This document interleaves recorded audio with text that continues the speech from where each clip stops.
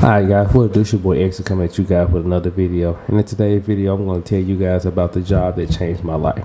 The job that I got that really helped propel me forward in a way that I didn't think it could. Now, I'm going to be completely truthful about my job and how it shot me forward, where did I come from, where I'm going, and my true thoughts on it, and things that you guys can do, help you get to the point to where I am, where you can actually start to really, grow your wealth. So let's get into today's video.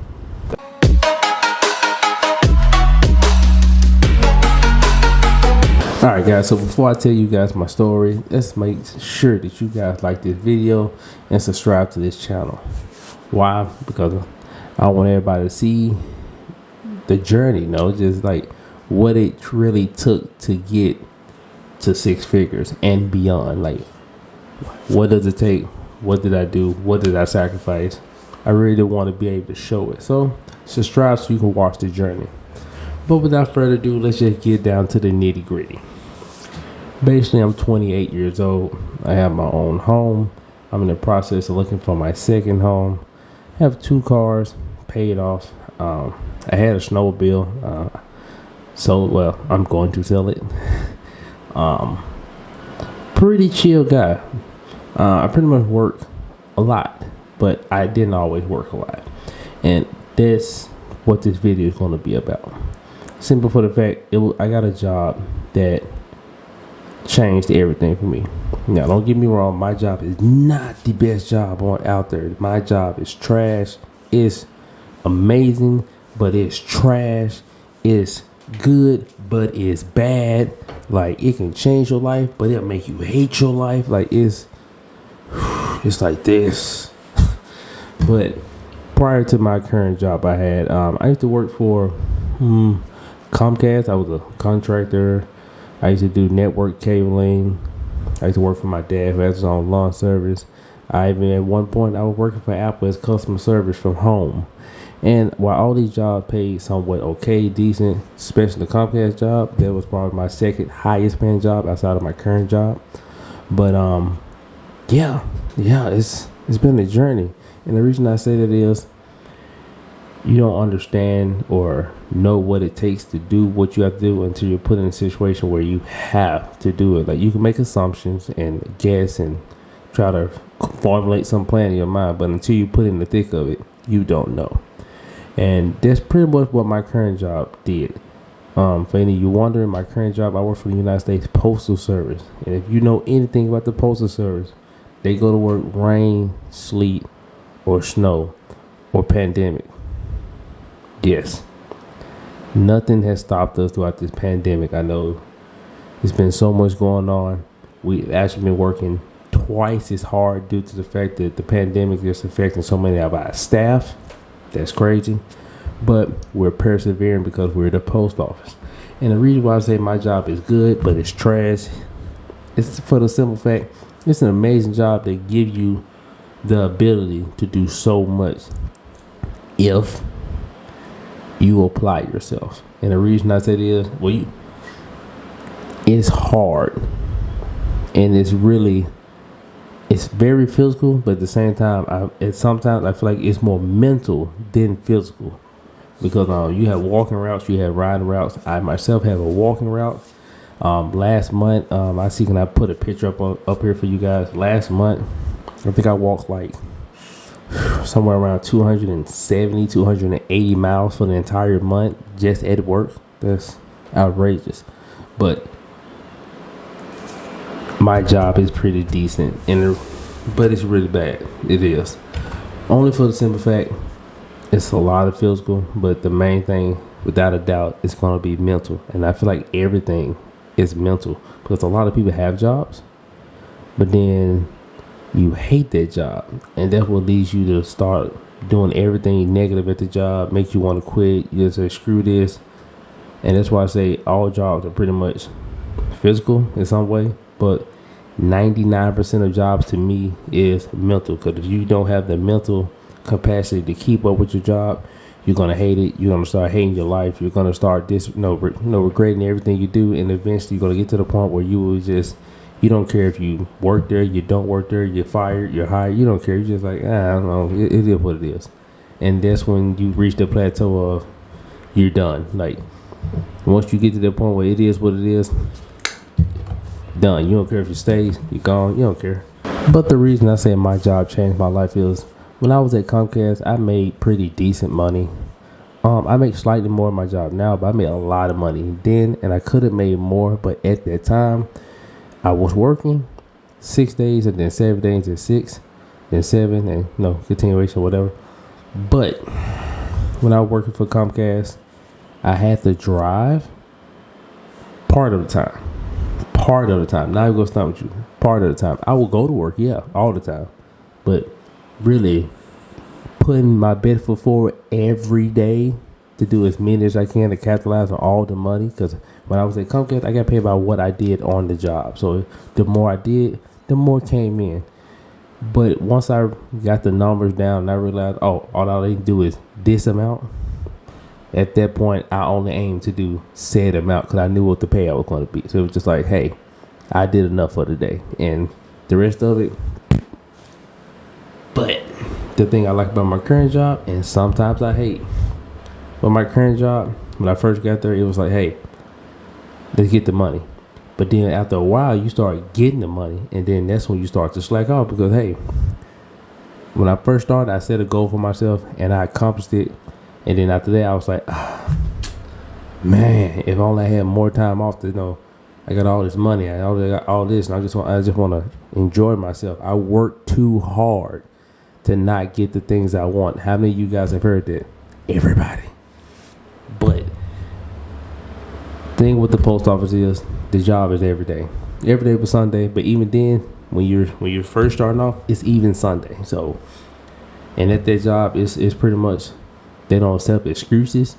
It's just, hey, rain, sleet, or snow. Like, seriously, pandemic, earthquake, aliens coming in, a volcano just summoned in Memphis. They don't care. Hey, come to work. And after a while, when you first get there, you're just like, oh, my God, I'm so drained. I'm tired. My legs tired. I'm doing so much. I don't even have time to really enjoy my life. But then after a while, you realize, hey, they're putting you in the mindset where, hey, I'm going to get up every day, do what needs to be done, no matter what. Nothing's going to stop me. Not my legs hurting, not I'm tired, not I'm sick. And my dad tried to bestow that in me early on, but, man, you hit that teenage phase. You're like, nah, I'm just trying to have fun. So the post office doubled back around and just reinforced what my dad been trying to do me, to instill in me for so long. And in doing so, the job actually changed my life because at first I was going by, hey, this is enough. How much money do I spend? Well, I really don't spend that much because I'm so frugal and I'm so cheap. I really only need about $35,000 a year. That was me. I'm like, hey, because I'm pretty much a shut-in. I sit at the house. I watch anime all day, play games. And every once in a while, we go out with the homies to kick it. So $35K a year to me was, I was living on cloud 9. But after a while of just gun-ho, it got to a point where, okay, I can start affording some of the better things in life. And then you start going through the crevices. That is YouTube. Shout out to YouTube. And you start realizing that, since I'm not living on that much, how can I sustain this amount of money and never work again? Which led me down the rabbit hole of YouTube. I started figuring out who Graham Stephan was, Andrew, me, Kevin, and all these people. And I'm like, wow, there really is a way out here to make the amount of money I want to make, but never have to actually clock in. And I was like, you know what? Those are life goals. This is what I want. And that's when I made my mind up. That's what I want. I'm going to get it. And in doing so, I unlocked the next achievement in my life, which was, hey, I set myself another goal outside of my first goal with my job. And I feel like that's what people doesn't do. Or they do it and they don't do it to efficiency. Because by setting that goal and putting myself at my job where, hey, they're going to force you to come to work no matter what. They're going to be on you. They're going to call you. Hey, it's like my job is like having a personal trainer, right? When you hit the gym, you got that guy who just keep motivating you. Hey, come do it. Let's do this. Don't give up. Don't stop. That's pretty much what my job does. So keep nudging you and nudging you to a point where you're just like, okay, I'm going to do this. And now, next thing you know, what? I've been in my job for 4 years now. Time has passed, and I didn't think I'd be where I am today because my overall life goal was literally to make only $35K. But, like I said, that's where my job came in and completely changed my life. It completely changed it. It forced me to do it. It made me rethink. It reinforced what my dad been telling me this whole time. And next thing I know, I went from making $35K to $50K to $60K. And now this year I made the most I ever made, which is around about $75K. And I had no intentions of ever being this try hard because I truly deep down I feel like I'm extremely lazy, but the other people, they say I'm not. And I owe majority of that to, of course, my dad, but overall I got also handed to the post office due to the fact that they're going to push you just like their personal trainer. And being truthful, I feel like a lot of people need that because after a while of just working for so long, we get to the notion where, hey, I want to enjoy my life. I'm working too hard to not to do the things that I want to do. But when your job just keep nudging you and nudging you and nudging you to just keep going forward, eventually you go forward and you're able to break down barriers and walls that you didn't even know that was holding you back. And whew, moral of the story of this is there are jobs out there that are really good but terrible, really great but bad. And I feel like the post office is one of those. It's a phenomenal job. I would recommend it to anybody who is literally trying to get to that point. Only for the simple fact it's going to help you get there. But when you get there, it's going to continue to push you to the point that you didn't know that you can go to, and it'll change your life. And they say you all the time, hey, get you a higher paying job. Get you a higher paying job. I know some people just like, ain't nothing out here. I ain't got no degree. It's hard for a brother. But seriously though, like you get that a lot, and truthfully, it is hard for some people. I get it. You have some barriers that may hold you back, but one thing I learned, say that barrier holds you back, it's only going to hold you back as far as you allow it to hold you back. Because where there's a will, there's a way. It may not be the post office. Hey, maybe be a car salesman. Hey, maybe work for Amazon. Maybe work for Tesla. There are tons of jobs out there where you can align yourself to get to a plateau that you want. But if it was me, truthfully, get you a job that it doesn't necessarily have to pay you the highest hourly wage, but get you a job that offer you a crap ton of hours. That is like my thing I've learned in life, because Amazon people make about 15. I think I make around 20 something an hour.